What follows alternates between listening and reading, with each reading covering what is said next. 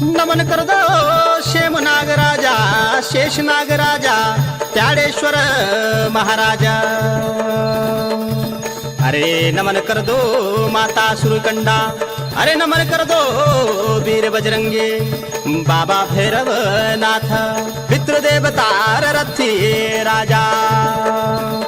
1804 की कथा सुनो दो, अरे टीरी को नरेश बावनगढ़ को राजा प्रद्युमन सा राज कर दो। टीरी विरासत जौनपुर क्षेत्र बिच्चू के गाँव कलम बेशुरवाण गोलीकांड करे। प्रद्युमन सापड़ू सैनिक भेजे, अरे फांसी की सजा सुनाए। सजा बचने का खातिर कलम बेशुरवाण 7 दिन 7 रात शेष नागराजा मंदिर बिच्चू मारे और अर्जी लगाए।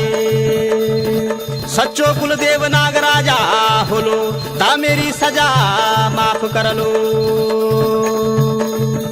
शेष नागराजा को इंसाफ देखे राजा प्रद्युमन को पुत्र प्राप्त हुए।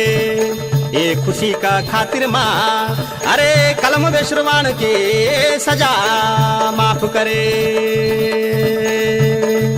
तू रंदो देवा भक्तों का संगमा, अरे रंदो बेशुरवाणु का कुलमा।